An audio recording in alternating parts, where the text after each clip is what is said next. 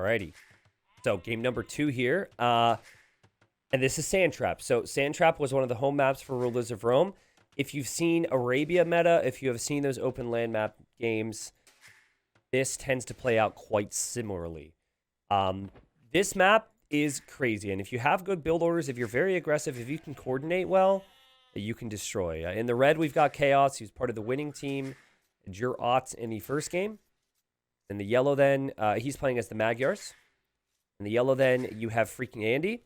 Freaking Andy is playing as the Britons. So, most likely, this is going to be archers for the Britons. Magyars are going to use... Damn it, I'm on the wrong scene again. Magyars are going to go for their cheap scouts with the extra attack. Here, you've got Kamigawa. Kamigawa playing as the Franks. Also a great Scout Rush Civ. And then over here, you're going to have the Britons for Ganji. So, they both went for Britons. The way the Civ settings work in this event is you have bans, global bans, before the series begins of 6 Civs, and then it is free pick with no repeat for all the other civilizations. Now, I think the scout builds are going to be fairly similar. We're probably going to see 19 or 20 population, and then they're going to make a lot of scouts. What the archer players do here is probably going to separate them. And I think Ganji is a better meta archer player than Freaking Andy. Though, to be honest, I just don't see it from Freaking Andy as much, so I've just seen Ganji do it more. So we're talking, are you going Man-at-Arms? I think Man-at-Arms could make sense because the way it is it's scouts versus archers on each side. We've got scout player versus archer player, and then we've got scout player versus archer player. So, like, you can go for Man-at-Arms, or you can go really fast up and go for archers. Yeah, the wood lines are horrible on this map, and you continue to chop trees, and it continues to be horrible. The only thing that's nice, the silver lining here, is if your lumber camp would be somewhere like this, you can easily wall it in. So it is not great, but it is actually quite nice as you chop through that you can keep your villagers protected back there. Now, when MBL and I played our best of 5, we lost this one because MBL's guy was much faster to archers, and then they doubled me. They had scouts and archers on me. I lost 5 villagers, and then we were just playing catch-up from there. So that's what I mean. We experienced firsthand how fast the archer players have to be up making archers. All these new and improved build orders. I remember MBL complaining. He's like, what is this? This is so bad. And then we died to it, so maybe it's not so bad after all. I personally prefer the Magyars. Now, granted, I was Franks and I died and the opponent had Magyars, but I personally prefer the Magyars over the Franks here because of what happens in mid-feudal. So Franks, they have the forage bonus and they have the farm bonus. That's actually really good, okay? But the way their HP bonus works is they get extra HP on their scouts starting in feudal, and they can't research bloodlines. So they have 54 HP scouts. And in the Magyar player, or this would apply to other civs that get bloodlines, can get 65 HP scouts. So since you end up seeing quite a few scouts on this map, and it stays in feudal age, I think it is probably better to have the potential for bloodlines. And then, of course, Magyar scouts are cheaper, and they also get the attack for free starting in feudal. So the way I see it is, like, except for the economy, I think the military is better for Magyars. And look at these uptimes. Always going to try. Oh, he had to make one more vill. He tried. He tried to get the food. Tried to go up so quick. The fastest I would do is 19 pop. I think so. Still trying to drop off the food. Gets it. There you go. Okay, so Chaos is on the way up first. Kamigawa is going to do 20 pop, which is more standard. And if you're wondering what the difference is, you're like, oh, okay, one person's faster. That's better. Now, it kind of depends. So, generally speaking, you tend to see 2 lumber camps off 20 pop, which is better for your eco after you chop through some of the trees. I love that lumber camp for Chaos, though. I think Chaos, 1 lumber camp here will be pretty good. I don't know. Maybe not, actually. I think there will be a lot of bumping. Yeah, we'll see. Oh, Ganji going up rather late compared to what we're seeing for Andy. And Andy with just a little bit of walling. And it's probably going to be the same deal. You see the 2 lumber camps? So basically when you go for what Rulers of Rome is going for, you're playing more defensive early, and then you're hoping your economy will be better later on. But what we've seen is, in recent tournaments, is that players are killing people or damaging people to the point where their safe opening doesn't pay off. But the experienced teams, like think Gamer Legion, think Vipers teams, Viper Tato, they're almost always going for how Rulers of Rome is playing it. They brace themselves for the pressure, respond to that pressure, and then push back. And we'll see what Ganji can afford as well, right? There's a chance that Ganji could go for 2 ranges, indeed. So usually it's just going to be 1 range. Little later you see the 2nd range, and that could always be the case for freaking Andy as well. All right, so these uptimes are pretty crazy. Freaking Andy going for his archery range. The only real exposed resource right now would be his gold. I love the way he's walling up. You don't want to wall too much right now, but also you don't want to be exposed if the enemy has scouts. Over here, we have that scout from Chaos, and he was on Kamigawa's scout getting some hits. And here's Kamigawa now. These wood lines are not going to be fun to protect. But I love these types of games. I really do love these types of games. But I have to say, the map situation seems to be a whole lot better for Chaos and freaking Andy. Now, I think it's what they've done with it. But look at the back berries, back gold, and the way the walling's looking here. And then, apart from the gold on this side, everything's looking pretty tasty back here as well. And there's the 2nd range for Ganji. Did get housed there. Quite badly, actually. His archers can't produce, and his villagers can't produce. That's really bad for Rulers of Rome. Already, we have a kill. Villager down. Chaos taking the forage bonus civilization off of the forage. Not bad, not bad, not bad here for Jurad. These 2 players, I don't think they played with each other a ton. I did get contacted by some guys, and I did the same. I was like, hey, who's playing, who's doing this? And I was actually thinking of asking freaking Andy, because he'd been talking to him a lot more. He watches the stream a lot, play him in 1v1s a lot. And he saw the sign-up list, and I saw Chaos, and I was like, honestly, so much better than if he would have teamed with me. Like, these guys suit each other so nicely. And Kamigawa has taken the brunt of this pressure, and now you're going to have the archers as well. And a very similar thing happened to me. Like, this is what I had said. It just takes so... If the archer player's late, then the scout player is going to take damage. This is precisely what happened to me. I had to make a tower, and then I lost 4 villagers making the tower. So let's see how many losses are taken here. Okay. Hey, I want to say, Loic, thank you for the 4 months, by the way. I didn't miss that, but I think I missed saying it. And yeah, Chaos walling up at home.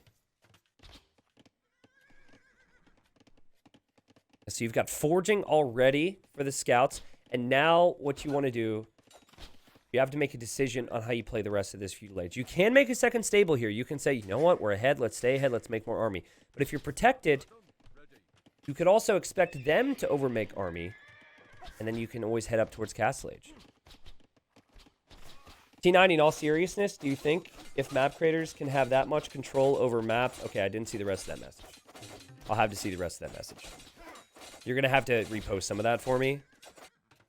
But if you're asking if map creators have a lot of input on how like the meta is, 100%. Like, I think part of the reason people complain about maps in Unranked is because maybe the maps only suit one type of meta, and it's not like quite as diverse as it could be. No, I think the map scripting's been good here. I think the maps were worse for Rulers of Rome, but there's always going to be some randomness to it, and you're not going to do yourself any favors if you go up to feudal age so late on this type of a map. Chaos has so many scouts. He's got so many scouts, man.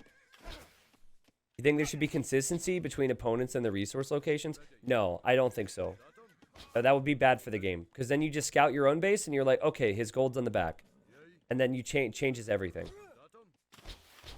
So I do not believe that there should be that much consistency there. Now, do you want to make it so there's as many fair generations as possible? Certainly.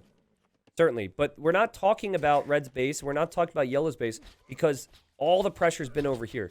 So those resources could have been anywhere. And this pressure is still going to be here. You go up 2 villagers late on this type of a map where you're basically like have to go uphill. You're going to be punished a little bit. And it's all coming back to how strong Magyars are, but also how strong Chaos has played with freaking Andy here. So here's the deal. Someone's about to die. Someone's about to die. Ganji's up, okay? Ganji is up to Castle Age. And freaking Andy cannot say that. Freaking Andy cannot say that at all. That maybe hasn't macroed as well as Ganji. But if they realize, like, at this point, if you're Chaos, you need to look at this and say, Green's got no scouts and Blue's running. We need to kill somebody. And he's ramping up for it here. He's getting bloodlines. But, like, this army running away is giving Ganji an opportunity to carry this for his team. Now, if you could somehow get towers everywhere if you're Kamigawa, you could maybe be safe from the archers. But you stay all in feudal. Okay, you stay all in feudal and you just keep making army if you're Kamigawa. Your win condition is now Ganji. And you need Ganji on crossbow. And I do not think you even want to be here for Ganji, though he doesn't have any support from the range units. If the range units were here, they would definitely take the fight. Oh, jeez. Oh, I said before, Ganji's an incredible archer player. And Andy is obviously open nicely here, but I have not seen him be as good with the Archer Micro in team games, mainly due to the fact I haven't seen him play as many team games. He's been getting more into it this year, where Ganji's been beasting it up with ROR for years. Like, killing Kamigawa right now is not really as important. I think you need to stop Ganji, and they're going to be like, oh, God. And now, let's see what Chaos can do, because it's full damage control. If you have anywhere with a palisade wall, you need a house. And now you hope you don't die to this. This is actually, guys, this is a crazy game. It is actually very possible that ROR win this game. Because all of this army was not able to find the value that it needed to find based on the cost there. Making house walls behind, garrisoning the TC, knows that this could be an issue.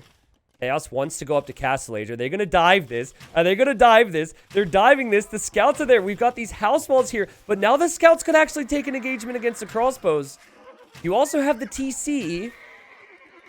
The scouts have to fight, though. They felt like they had to engage here. Do they really want to be engaging against crossbows? I think the answer's clear here. And I think the answer is no. And so that little bait, and I mean, it wasn't a bait. They were actually going to go in there. Right? Like, they were going to go and they were going to kill Chaos. It forced Chaos to do something, and there's a hole. Is there not a hole? There's a hole! And he didn't tower or anything yet? Oh, my goodness. Now, what's funny is, guys, this is going to be, like... I guess what happens next is the most interesting aspect here, because Chaos is kind of dead, but Chaos is going to get the tower up.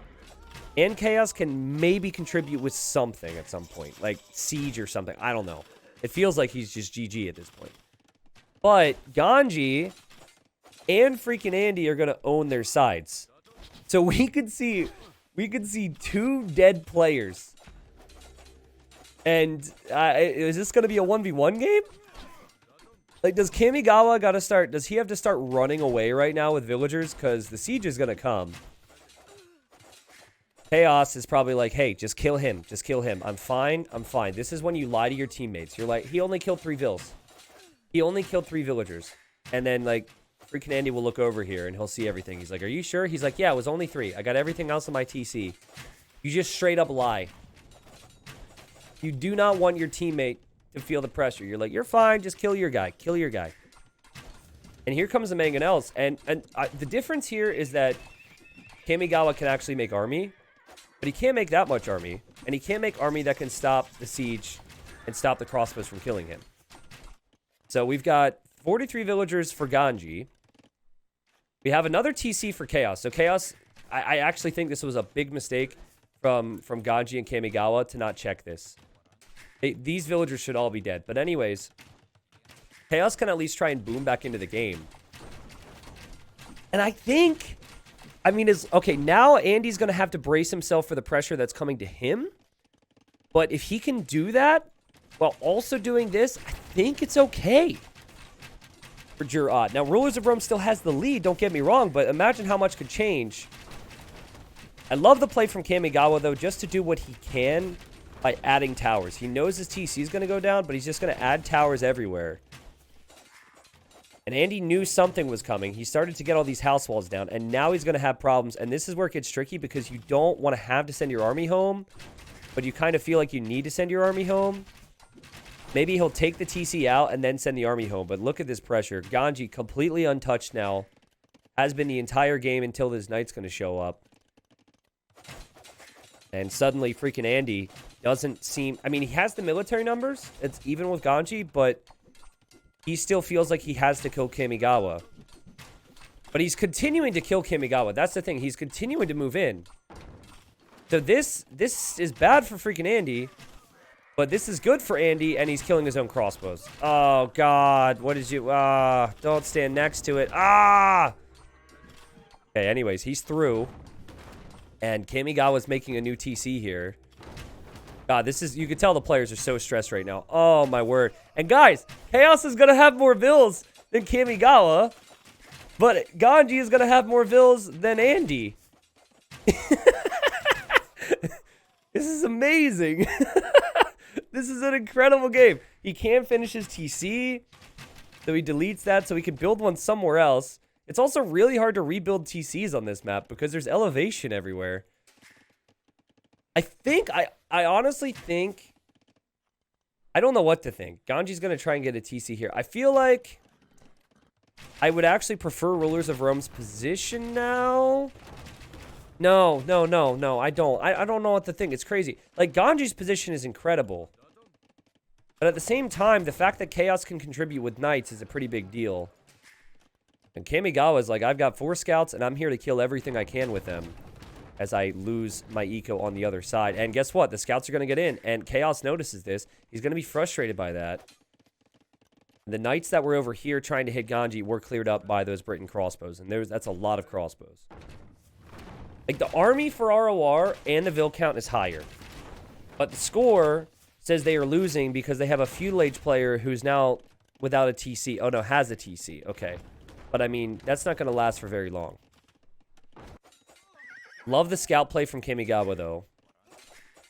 I think ROR, at this point, just need to focus all their attention on Andy. Don't worry. You try not to worry about Chaos. Chaos is going to try and hit you, but he can't afford +2 on the knights. And Britain crossbows of this number should even be able to take out the siege.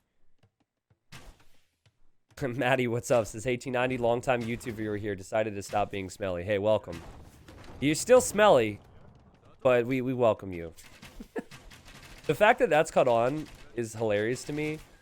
I mean, I've mentioned it so many times now, but it all started with ducks, man. Yeah, so Andy now realizes that this is the case. And the thing is, Andy's army count is so low. Like, Ganji is playing so well here that he just has to make sure he doesn't lose his siege. Oh, boom! He not lose his siege. Sorry, lose his crossbows to siege. But again, with Britons, you've got 8 range. The Mangonels have 7. Split!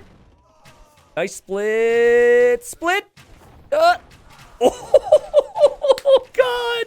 That was such a good shot, man. That was such a good shot.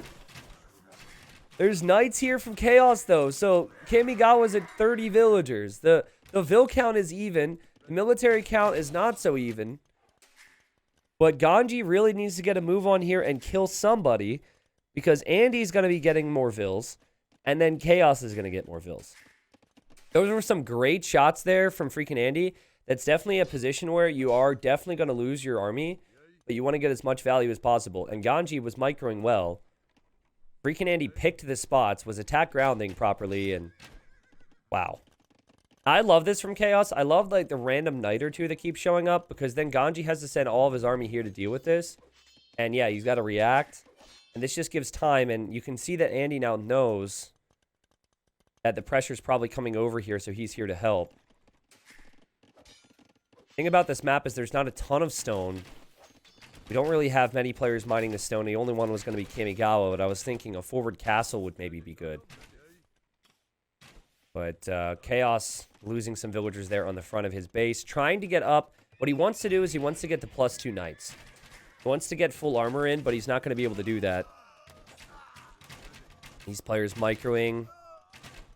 But my goodness, it's just the way Ganji is able to move armies around as he's attacking a house. But no, seriously, the way he's able to control armies and macro and make army at the same time is just incredible here. He's done such an amazing job.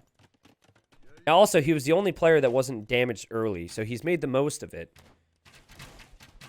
I still think ROR can win this through Ganji. It's crazy to me because Kamigawa is basically out of the game.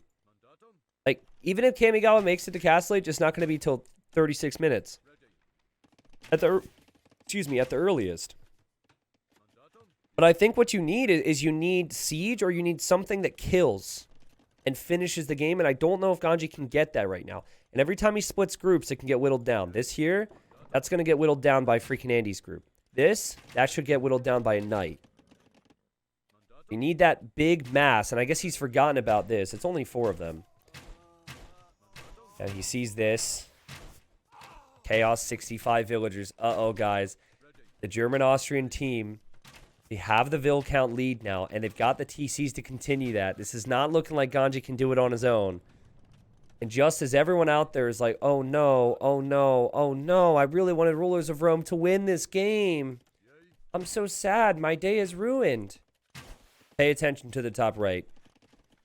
Pay attention to it. Top right. It's going to happen any moment now. And it means there's still a chance for Rulers of Rome. And there is still an opportunity for them. Did he forget a building?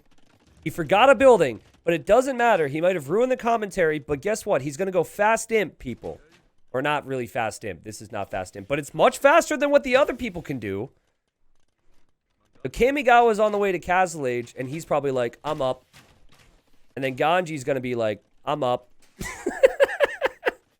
That's what, if you don't play a lot of team games, by the way, that's generally the way people communicate. Is they're like, hey, I'm up. Like, I'm doing this. I'm doing that.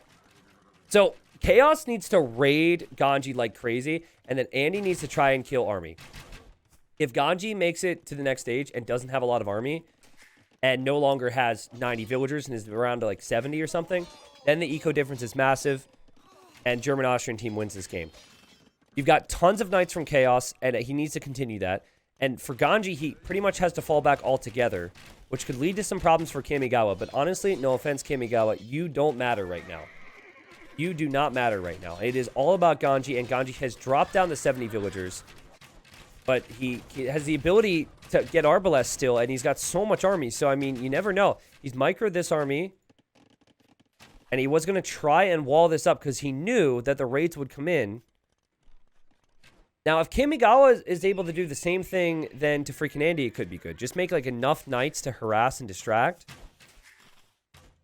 If only Ganji had enough stone for a castle. Can you imagine if he gets Imp, gets Arbalest, and then drops a castle right on Red's face? Like, right here. Most of the gold is towards the center of the map, right? I guess there's some back here, but, you know, castle drops like that can really secure yourself some resources. And, okay, so now Kamigawa is asking for help, I'm sure. And so Ganji is deciding to head this way. He hasn't hit Imp yet. He's about to. I heard the noise and I thought Imp, but no, that's Castle Age for Kamigawa. Good question about sending resources to a teammate. Most of these team game tournaments these days do not allow sending resources to a teammate until both are in Imp. Or at least until one is in Imp. So I'm not sure on the exact ruling here. But my guess is it is not allowed to do so at this time. Otherwise, yes, it would always make sense for Kamigawa to sling. The problem is if you allow that, players do that when they're not, when one player isn't dead, and they just have someone like Ganji just try and destroy. Okay, here he goes. He's fighting before he gets his upgrades. But look at the teammate support from Kamigawa. He's like, dodge the shot, dodge the shot, dodge the shot. And now there's additional range for Ganji. He doesn't have Arbalest in yet. He does not have Arbalest in yet, but he has Bracer in now, so he's got extra attack and extra range, and they're going to clear this. Now, over here, Chaos is killing a lot of Vills, and now freaking Andy's on the way to Imp, and Ganji needs to deal with this. He also needs to deal with this, and he can do both, and now he could head over, and he could kill freaking Andy. This is an amazing game. And now, if Kamigawa can continue with Knights, like, they could kill freaking Andy. This is an incredible game. And now the TCs also have Bracer, by the way, so the Night Raids won't be as effective. And then here comes this army. Now, Ganji still doesn't have Arbalest, so you can tell the raids caught up with him. It costs food and gold. He had to abandon quite a few farmers.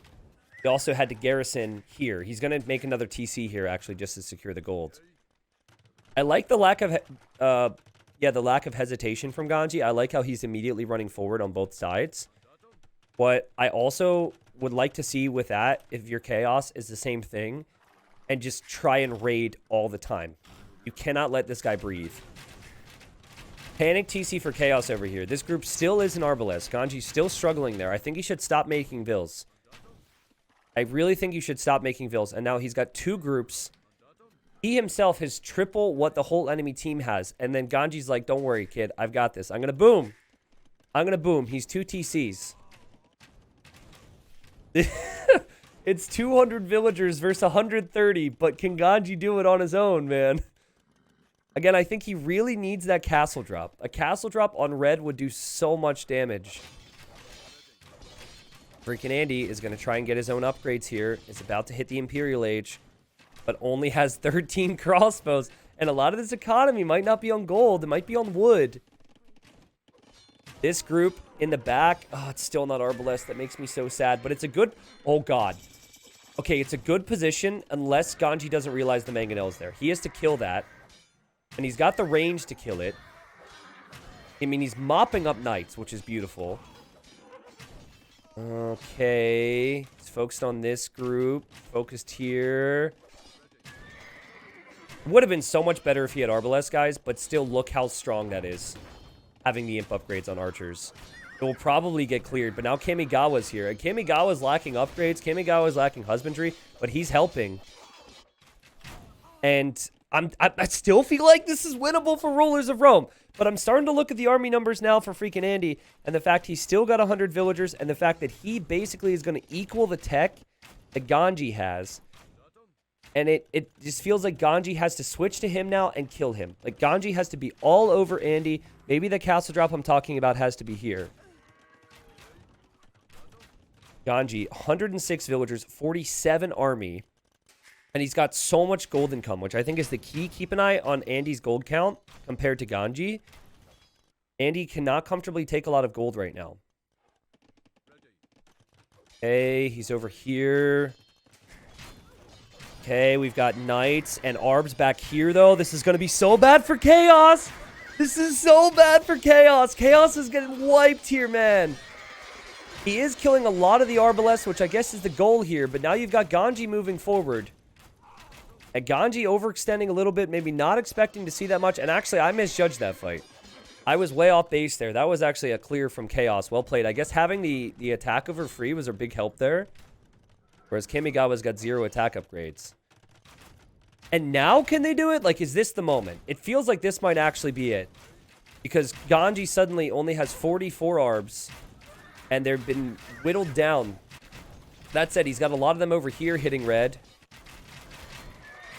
All about freaking Andy now. If freaking Andy can just make enough Arbs, he's back on his gold. Maybe mix in some capped rams, because we know that Kamigawa is not going to be able to make many more knights.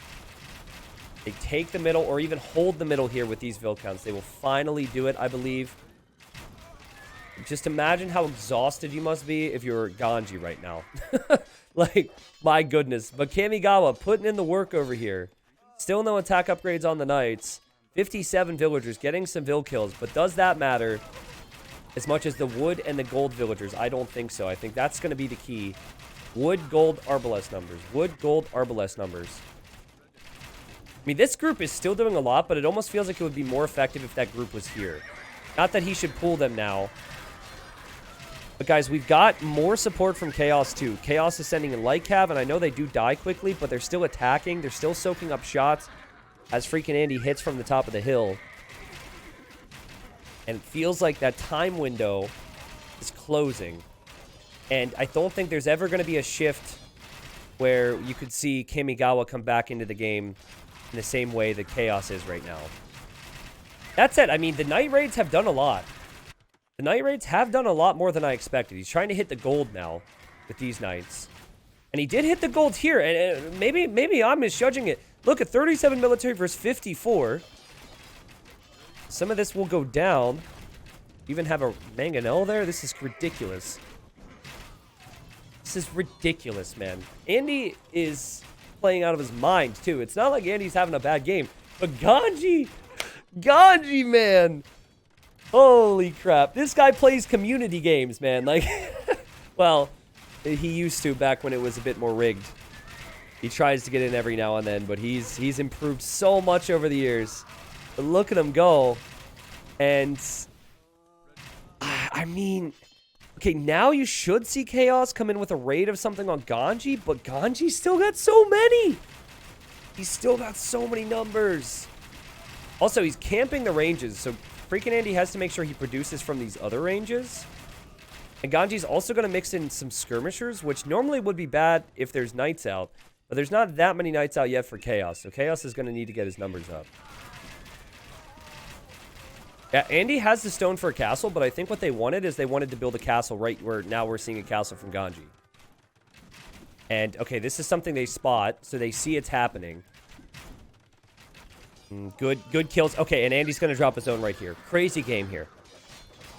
But how long can you go on relying on Ganji to do it all on his own? How long can you go on when Kamigawa is so far behind?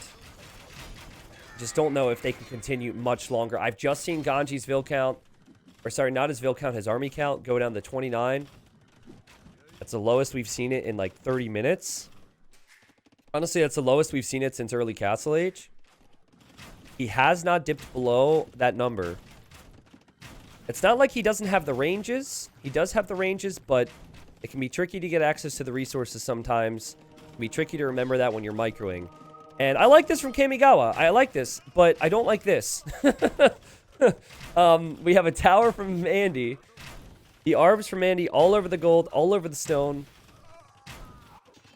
And I think this was a fine idea, because what you're hoping is you want Andy to come help Red. You want Red to say, "Ah, no, I'm dying," and then have Andy say, "I'll help you." That's what you want with this. Unfortunately, what this just leads to is Andy says, "I will help him, but I'll help him later. And I'm just going to defeat Kamigawa again." Which I suppose there's some positives to, because if they're going after Kamigawa and not Ganji, Ganji could still maybe do it on his own. But Red is on the way to the Imperial Age now, and you've got to think at the very least could just make Hussar with, you know, the attack upgrade coming in for free, which is going to be huge, and then all that farming eco. That said, the castle will go down for Andy. He was very late with the Trebs, but he is back here, and Ganji currently has 20 on gold, guys, and this is most of them. He's almost out of this gold. He's out of that gold. He can't comfortably take this gold. Ganji is soon out of gold, which means he cannot make Arbalest. So yeah, if I'm Chaos, I mean, they've got the gold back here, so you can mix in knights too. But honestly, with this eco, I would just make Light Cav, save the gold for the final armor upgrade, and then save it for Hussar. And if you can just spam Hussar, it's strong enough to support your teammate and finish off this game. And in fact, this position is so good now for Andy and Chaos. Despite the population for Ganji, we might actually see the GG called soon. Whether it's when the Imperial Age upgrade comes in for Red, or soon after that. But what a great game. Game 1 was incredible, but I think this one takes the cake for me. I thought this game was over, and then it just was a complete base trade. 2 players were kind of out of the game. I mean, Ganji, I think, was the star of the show, but the approach from Ganji and the approach from Kamigawa set them back so much early, which led to the situation they're in. So couple minutes away, or a couple seconds away, sorry, from seeing Imp. There it is. Now you've got the attack for free. And yep, he's doing the exact thing I said here. You get Hussar, because Hussar doesn't cost gold. Upgrades the Light Cav. And you get armor, so you have full upgrades. And you just raid Ganji to death now, and Hussar's actually reasonably good against Arbalest in certain numbers. I'm not sure about this castle for Andy. Maybe they're just really confident. He did just lose one, so it feels a bit weird to place this. But I think they believe they're going to be able to engage against these Trebs soon. Still, what a great game. And also, at this point, there's quite a few skirmishers out there for Ganji, because he is running out of gold. And skirmishers don't even scratch the Hussars. So that's another reason why you want to make some Hussar. Another reason why this looks bad for Rulers of Rome. Obviously, they fought on this long. They want to continue the fight. They're looking at this, and they're killing a lot. And Ganji's not saying let's call it because his population's high. You don't sit there and talk about your teammates' population sometimes. You're like, I've got this, I've got this, I've got this. But I think when this castle doesn't go down, I think they realize they can't push anymore. And I think they will finally call it a dominant performance here from the Jur-Ott team. But, I mean, the games have all been close. The games have all been really close. Also, I love this TC from Kamigawa. I love how that is pretty much his only TC right now. And, yeah, there's the GG call as the Treb goes down. That was a juicy, juicy game there. I really hope people enjoyed that as much as I did. I mean, you look at Red, right, and how bad that was for him, but still, he did still have some damage control. And that was impressive. Now, I think, because I always like to talk about how the result could have gone differently, and there is still one moment which may have changed the game, because the key here, Ganji was all over the place and ahead of Andy for a while, but Chaos was ahead of Kamigawa. So I want to go back real quick before we sum this up a bit more. Where's the timings here? Okay, Castle Age, 23 minutes was around then. Okay, right about here. Okay, so they have taken Chaos down to 28 Vils, okay? Now, at this time, when I started to see the towers for Kamigawa, I was thinking Kamigawa was actually doing a better job at not losing villagers. Now, obviously, they got really bad, but I liked what he was doing, despite how bad the situation was. But watch this. So they kill all of this, but for some reason, they never went back here, guys. Like, these are free kills for them, right? And they would have taken Chaos down to 14 villagers. And notably, if they take him off of wood as well, he can't even afford to make a TC. So Chaos rebooming back into this game was one of the most important aspects for the victory for Andy and Chaos. And I remember, like, this is a glaring issue. Like, you know he's on wood somewhere. You don't see the lumber camp. You know you have Britain crossbows. You've got to sit here, right? Worst case scenario, he runs back here, and then you just break down the house, and you get in with the scouts anyways. I guess, though, when the pressure's on, you're like, okay, we've killed Red. We've done enough. And it's hard to say you haven't done enough when you've killed that much. Let's switch to the other guy, which they did soon after that. So, like, that's my moment where I say, maybe if they took Red down even further, it would have taken a longer time for Chaos to come back into the game. And then maybe there would have been less support for Andy. Ganji, though, 423 kills, 344 units lost. And the KD doesn't look too pretty for Mr. Kamigawa. But it all started off early feudal age, and I'm telling you, the old build orders are the double lumber camp on these types of maps. The new build orders are one lumber camp and get that army out as fast as possible. This is a punishing map. More and more teams are doing that kind of stuff, but still, Ganji played very well. You just have to say, though, the reason Ganji wasn't touched, the reason Ganji was able to play so well up to Castle, was because his teammate was getting brutalized. So you have that safe eco, the two lumber camps, whatnot, but there's a trade-off. If you're not as aggressive as the other team, and that is eventually what you could say lost them the game, not having Kamigawa later on. Imagine having to play a best of 5 of that, by the way. Imagine if they make it further in the event and play best of 7. That's a lot of effort. Now, I'm going to say this again. This game did live up to expectations. This game was fantastic. So, everyone who's on YouTube, if you didn't see the first game, that was a couple days ago. The next game I may or may not upload. If I don't plan on uploading the rest of the series, check the description. We will have the rest of the series in there unlisted for those of you that want more content. I always aim to get the best stuff up and only the best stuff up. I don't want to over spam the channel because I want you to say, hey, there's a video from T90. That must be really good. Not, oh, T90 just wanted to upload something today. I'm not about that, okay? So that's why we do it that way. I think that's it. Any other stats here? I mean, I almost don't want to leave this game. It was so nice. All right, Kamigawa just texted me. He said leave. All right, I'm out of here. That's a joke, by the way. He didn't. He's in the next game.